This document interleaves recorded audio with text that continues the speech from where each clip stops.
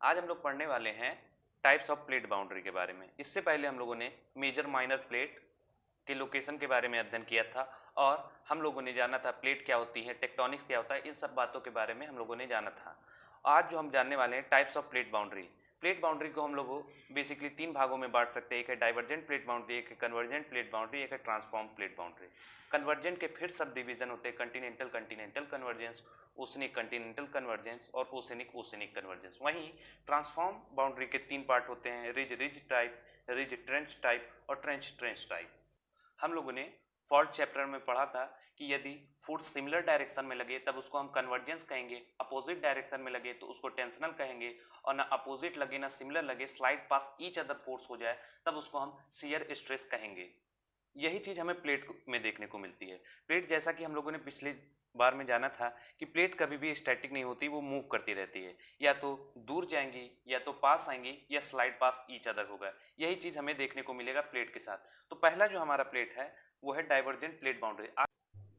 हम लोग आज जानेंगे divergent plate boundary. Divergent plate boundary में हम चार पॉइंटों पे बात करेंगे। एक है व्हाट, प्रोसेस, डिफरेंस और प्रोडक्ट। तो हमारा पहला पॉइंट क्या है? What is divergent plate boundary? Divergent plate boundary means जब दो प्लेटें आपस में दूर जा रहे हो, यानी कि अपोजिट डायरेक्शनल में फोर्स लग रहा हो, तब उसको हम कहेंगे डाइवर्जेंट प्लेट बाउंड्री। अब हम लोग इसके दूसरे पॉइंट पे बात करने वाले हैं प्रोसेस। प्रोसेस कैसे कैसे ये होता है, कैसे ये प्लेट दोनों मूव अपोजिट डायरेक्शन में मूव करती है। तो सबसे पहले क्या होता है प्रोसेस के अंदर? DK of radioactive minerals. Fission और फ्यूजन के कारण रेडियो एक्टिव मिनरल बहुत ज़्यादा ट्रिमेंडस अमाउंट में हीट एनर्जी रिलीज करते हैं। एनर्जी एक्सेस हो जाने के बाद एक तो गर्म रहेगा। गर्म चीज हम जानते हैं कि ऊपर की तरफ उठना चाहती है, जैसे कि हम लोग कन्वेक्शनल करंट थ्योरी में जाने थे कि जैसे जैसे कोई चीज गर्म होती जाती है वो ऊपर की तरफ उठने लगती है, क्योंकि उसकी डेंसिटी कम हो जाती है। ठीक उसी प्रकार एक्सेस ऑफ एनर्जी होने के कारण वो ओवरलाइंग रॉक पे प्रेशर डालेगा, और प्रेशर डालने के बाद प्लेट जो है हमारी अपोजिट डायरेक्शन में मूव करने लगेगी। फिर से हम समझते हैं, पहले क्या होगा? DK of radioactive minerals. Location क्या होगा? एस्थेनोस्फीयर। एस्थेनोस्फीयर में रेडियो एक्टिव मिनरल्स का डीके होगा। हम लोग जैसा कि हम लोगों ने इंटीरियर ऑफ द अर्थ में पढ़ा था कि सबसे ज्यादा जो रेडियो एक्टिव मिनरल मिलते हैं वो है क्रस्ट और अपर मेंटल में मिलते हैं। तो वहां पे उसका फिजन और फ्यूजन प्रोसेस होगा। इस प्रोसेस में एक्सेस एनर्जी निकलेगी। एक्सेस एनर्जी को स्टोर करने में पृथ्वी असक्षम हो जाएगी और ओवरलाइंग रॉक पे फोर्स डालेगी, और फोर्स डालने से क्या होगा? प्लेट मूव के पार्ट हो जाएगा। जैसा कि हम लोगों ने प्रेशर कुकर का एग्जांपल लिया था कि जब हाई प्रेशर हो जाता है और गैस रिलीज नहीं हो पाती तो वह फट जाता है। ठीक उसी प्रकार क्या होता है? एक्सेस ऑफ एनर्जी पृथ्वी के अंदर हो जाता है। पृथ्वी के अंदर जब एक्सेस ऑफ एनर्जी हो जाएगा तो वह क्या करेगा? फट जाएगा। जैसे कुकर फट जाता है तो दोनों के बीच में एक डाइवर्जेंस होगा, अपोजिट डायरेक्शन का फोर्स। फोर्स कहां से रिलीज हो रहा है? फोर्स निकल रहा है हमारा एस्थेनोस्फीयर और रेडियो एक्टिव मिनरल्स के डीके होने के कारण। हम लोगों ने क्या समझा? प्रोसेस समझा। प्रोसेस के अंदर अब हम जानेंगे एस्थेनोस्फीयर के बारे में, इंपॉर्टेंस एस्थेनोस्फीयर का। एस्थेनोस्फीयर का प्लेट टेक्टोनिक्स थ्योरी में सबसे बड़ा इंपॉर्टेंट है, क्योंकि वही एक ऐसा प्लेस है जो सेमी लिक्विड स्टेट में है और यही चीज प्लेट को मूव करने में मदद करती है। जैसा कि हम लोगों ने पढ़ा था ये चार बातें कि इसको हम, ये अर्थ का इंटीरियर है, इसको हम तीन भागों में बांट देते हैं। तो क्रस्ट, ये क्रस्ट है, ये अपर मेंटल है और ये हमारा एस्थेनोस्फीयर है। ये एस्थेनोस्फीयर है तो क्या होगा? ये लिक्विड स्टेट में है, इसके ऊपर क्या है? सॉलिड स्टेट है। तो सॉलिड स्टेट की चीजें लिक्विड पे तैर रही है। जैसे कि नाव, ये सपोज कर लीजिए कि ये नाव है और इसके नीचे वाला एरिया जो है पानी है। तो नाव जैसे तैरती है उसी प्रकार हमारा पृथ्वी का अपर लिथोस्फीयर वो तैर रहा है। यानी प्लेट तैरने का कारण क्या है? फ्लोट करने का कारण क्या है? मूवमेंट का कारण क्या है? मूवमेंट के कारण है हमारा एस्थेनोस्फीयर। एस्थेनोस्फीयर एक लुब्रिकेंट का काम करता है प्लेट टेक्टोनिक थ्योरी में। अब हम बात करने वाले हैं डिफरेंसेस की, कि हम डिफरेंस किस चीज का जानेंगे कि डाइवर्जेंट प्लेट बाउंड्री या कंस्ट्रक्टिव प्लेट मार्जिन। मार्जिन और बाउंड्री में डिफरेंस क्या है? आज हम ये हमारे जानने का टॉपिक है कि बाउंड्री और मार्जिन में डिफरेंस क्या है। आप लोगों ने बाउंड्री सुना होगा, एलएसी और इंडिया पाकिस्तान बॉर्डर, ये सारी चीजें हम लोगों ने आपस में जिंदगी में सुनी होंगी। तो वो क्या कर रहा है? बाउंड्री क्या कर रहा है? बाउंड्री है, मान लेते हैं ये चाइना है और ये इंडिया है, ठीक है। तो बाउंड्री क्या कर रहा है? इंडिया को चाइना से अलग कर रहा है, यानी कि इंडिया को चाइना से अलग कर दे रहा है। और मार्जिन वही यहाँ पे कर रहे हैं। सपोज कर लीजिए ये वाला पार्ट इंडिया है और ये वाला पार्ट चाइना है, तो अलग करने वाला एरिया कौन सा है? ये वाला। और इसी एरिया को हम लोगों ने प्लेट बाउंड्री कहा है, ठीक है। अब हम जानते हैं प्लेट मार्जिन क्या होता है। मार्जिन क्या? कि एज, इंड पॉइंट, ये चीजें हैं जो उसको कहेंगे हम मार्जिन।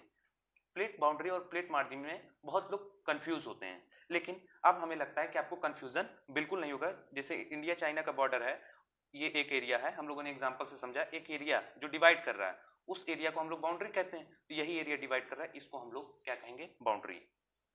अब तक हम लोगों ने क्या पढ़ा उसको समराइज करते हैं। अब हम लोगों ने पढ़ा वाट, जब प्लेट अपोजिट डायरेक्शन में मूव करेगी तब उसको हम डाइवर्जेंट प्लेट बाउंड्री कह देंगे। प्रोसेस कहाँ से शुरू होता है, decay of radioactive minerals, excess energy overlying rock पे प्रेशर डालता है और प्लेट अपोजिट डायरेक्शन में मूव करती है, ये हमारा प्रोसेस हो गया। डिफरेंसेस हमने जान लिया कि प्लेट बाउंड्री जो होता है वो दो भागों में बांटता है प्लेट को, और plate margin end point edge point हो जाता है ये वाला। अब तक हम लोगों ने 3 पॉइंट पे बात कर ली। अब मेन इंपॉर्टेंट पॉइंट है अब हम लोग का स्टार्ट होता है, जो होता है प्रोडक्ट, कि जब डाइवर्जेंस होगा तो क्या क्या चीजें होंगी। पहला डाइवर्जेंस का प्रोडक्ट है construction of new oceanic crust या न्यू क्रस्ट।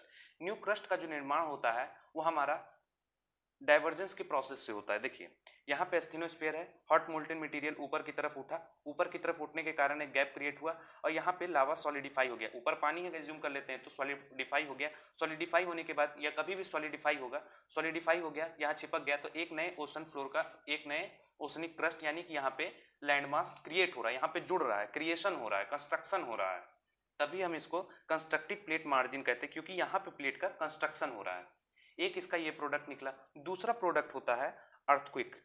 अर्थक्वेक में क्या होता है, जैसा कि हम लोग सभी जानते हैं कि डाइवर्जेंट प्लेट बाउंड्री में और कन्वर्जेंट प्लेट बाउंड्री दोनों में अर्थक्वेक आता है, लेकिन दोनों में अर्थक्वेक का डिफरेंस क्या है। अर्थक्वेक तो आता ही है, प्लेट मूव कर रहा है तो अर्थक्वेक आएगा, तो इन दोनों में डिफरेंस क्या है। मेन डिफरेंस है अर्थक्वेक के एपिसेंटर का और कितने डेप्थ से ओरिजिन हो रहा है। जो अर्थक्वेक डाइवर्जेंस से होगा उसका जो हमारा ओरिजिन पॉइंट या डेप्थ होगा वो 10 किलोमीटर के आसपास ही होगा। वहीं पे जब कन्वर्जेंट प्लेट बाउंड्री पे अर्थक्वेक आएगा तो उसका फोकस जो है, उसका जो ओरिजिन पॉइंट है वो 600 किलोमीटर नीचे डेप्थ में देखने को मिलेगा। ये हमारा दोनों के बीच में डिफरेंस है। अब तीसरा हमारा डिफरेंस है, तीसरा हमारा प्रोडक्ट क्या है, वॉल्केनिक इरप्शन। हमें वॉल्केनिक इरप्शन की घटना देखने को मिलती है जहां डाइवर्जेंट प्लेट बाउंड्री होती है। अभी हम उसके लोकेशन पे भी जानेंगे कि कहां कहां डाइवर्जेंट प्लेट बाउंड्री होती है। ठीक, वॉल्केनिक इरप्शन होता है। चौथा क्या होता है, रिफ्ट वैली का निर्माण होता है। रिफ्ट वैली और रिज, ये दोनों को हम एक साथ समझेंगे। ये 5 चीजें बनती हैं जिसमें से अभी हम लोग को समझना है रिफ्ट वैली और रिज। रिफ्ट वैली जैसा कि हम सभी जानते हैं, रिज जैसा कि हम सभी जानते हैं, रिज जो है जैसे माउंटेन होता है, वही माउंटेन यदि ओशन पे हो तब उसको हम रिज कह सकते हैं। और रिफ्ट क्या होता है अब हम वो समझते हैं। आप लोगों ने वेव को चलते हुए देखा है, वेव जब डायग्राम 9th में बना था साउंड चैप्टर में, तो उसमें क्या था, हमें क्या दिखाया गया था, एक क्रस्ट दिखाया था, एक ट्रफ दिखाया था। तो जो ऊपर वाला पार्ट है वो हमारा रिज हो जाता है, और जो low line area between two ridge, दो रिजों के बीच में एक लो लाइन एरिया बनेगा, उसको हम लोग कह देंगे रिफ्ट। ठीक, low lying area between two ridge is called rift. और इन दोनों के डिस्टेंस को हम लोग वेव लेंथ कहते थे। हम वेव के सहारे से समझ रहे हैं कि कैसे होगा, पहले रिज होगा, फिर रिफ्ट होगा, फिर रिज होगा, फिर रिफ्ट होगा, फिर रिज होगा, फिर रिफ्ट होगा। जैसे वेव चलती है उसी प्रकार का डायग्राम इसका भी बनेगा। और रिज को डिटरमाइनिंग फैक्टर जो है वो है स्पीड, किस स्पीड से लावा का फ्लो हो रहा है या किस स्पीड से लैंडफॉर्म बन रहा है, उसकी स्पीड डिसाइड करेगी कि रिज कैसा होगा। इसके 2 सिचुएशंस हैं। जब स्प्रेडिंग फास्ट होगी तो इस प्रकार का रिज बनेगा, इस शेप का। वहीं जब स्प्रेडिंग स्लो होगी तो इस आकार का रिज देखने को मिलेगा। आपको कारण बतलाना है कि क्यों इस प्रकार का रिज देखने को मिलेगा जब फास्ट स्प्रेडिंग होगी, वहीं जब स्लो स्प्रेडिंग होगी तो इस प्रकार का रिज देखने को मिलेगा। आपको इसका कारण ढूंढना है। हम लोगों ने बात की वाट, प्रोसेस, डिफरेंस, प्रोडक्ट। हम लोग 2 पॉइंट भूल गए थे, वह था एक ठो लोकेशन, एक ठो एग्जाम्पल। ये लोकेशन एग्जाम्पल हो गया एक हमारा पॉइंट नंबर 5, और पॉइंट नंबर 6 हमारा है मिसलिनियस। ये हमें 6 पॉइंट पे बात करनी थी, जिसमें से हम लोग ने 4 पॉइंट पे बात कर चुके। अब हमें 2 बचा है, लाइव एग्जाम्पल और लोकेशन। रिफ्ट वैली का एग्जाम्पल हम लोग को देखने को मिलेगा ग्रेट अफ्रीकन रिफ्ट वैली में। ये देखने को मिलेगा कि कुछ सालों बाद अफ्रीका कुछ सालों अरबों खरबों सालों के बाद अफ्रीका 2 भागों में टूट जाएगा। और रेड सी का जो निर्माण हुआ है वो अफ्रीका के साथ जुड़ा हुआ था, लेकिन जब रेड सी का निर्माण हुआ है, जब दोनों के बीच में डाइवर्जेंस देखने को मिला, दोनों प्लेट दूर जाने लगी, डाइवर्जेंस हुआ, तो वहां पे रेड सी का निर्माण हुआ। ठीक उसी प्रकार गल्फ ऑफ कैलिफोर्निया जब यूएसए से दूर जाने लगा, दोनों के बीच में डाइवर्जेंस होने लगा, तो हमें गल्फ ऑफ कैलिफोर्निया देखने को मिला। तो हमारा एग्जाम्पल क्या क्या हुआ, एक हो गया ग्रेट रिफ्ट वैली ऑफ हमारा अफ्रीका, दूसरा हमारा हो गया क्या गल्फ ऑफ कैलिफोर्निया। अब तीसरा हमारा एग्जाम्पल हो गया मिड एटलांटिक रिज। रिज के एग्जाम्पल में देखेंगे तो एक होता है mid Atlantic ridge, mid Indian ocean के बीच में भी एक रिज पाया जाता है, और हमारा तीसरा जो एग्जाम्पल है वो रिफ्ट वैली का है हमारा। तो हमारे जो दो एग्जाम्पल हुए जिसमें से हम लोगों ने ओशियन में देखे वो है एटलांटिक रिज। एटलांटिक रिज जो है वो एस के आकार का बनता है, एस के आकार का देखने को मिलेगा वहीं पे जो हमारा।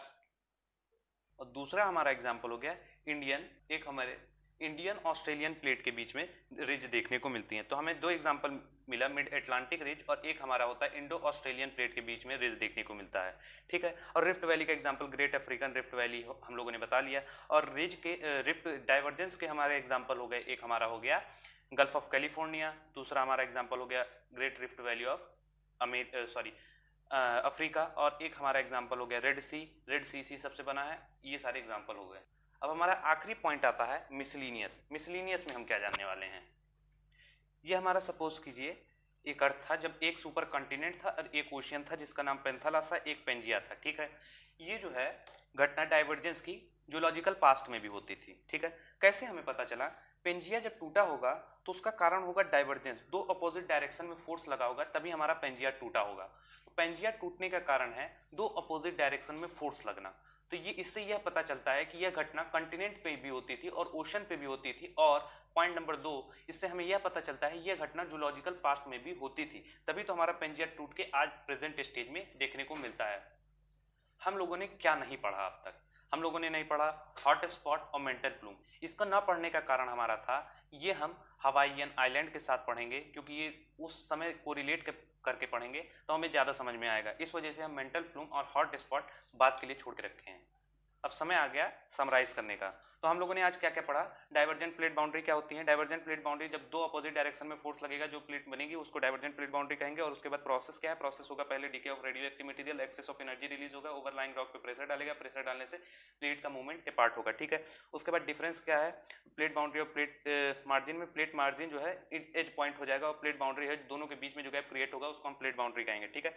अब हम प्रोडक्ट की बात करें तो construction of new oceanic crust, यहाँ से लावा ऊपर की तरफ आ रहा है, सॉलिडिफाई हो रहा है, न्यू ओशनिक क्रस्ट का निर्माण हो रहा है। दूसरा हमारा अर्थक्वेक होगा, इसके साथ अर्थक्वेक कन्वर्जेंस, कंटिनेंटल कन्वर्जेंस या किसी और कन्वर्जेंस से होने वाला, कन्वर्जेंस और डाइवर्जेंस से होने वाला अर्थक्वेक दोनों में डिफरेंस है। क्या डिफरेंस है कि उसका डेप्थ जो है 600 किलोमीटर 670 किलोमीटर बिदाती बेनी जोन के आसपास तक होता है, वहीं पे हमारा जो डाइवर्जेंस का होता है वो 10 किलोमीटर के आसपास ही हमारा फोकस पॉइंट देखने को मिलता है। और दूसरा है वॉल्केनिक इरप्शन। वॉल्केनिक इरप्शन हमेशा फिशर इरप्शन होगा, एक्सप्लोजन बहुत कम ही देखने को मिलेगा हमें।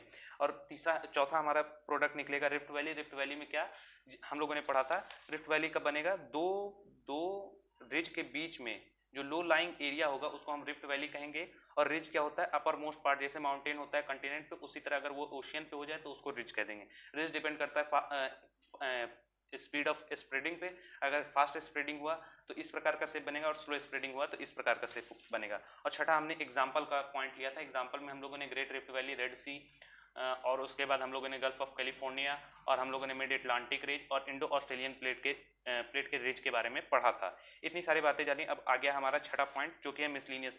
मिसलीनियस में हम लोगों ने पढ़ा था कि यह घटना जूलॉजिकल पास्ट में भी होती थी। पेंजिया टूटने का कारण डाइवर्जेंस था, डाइवर्जेंस के कारण टूटने से आज वो प्रेजेंट स्टेज में मौजूद है। ये हमारा कुल टोटल समरी था जो आज हम लोगों ने पढ़ा था।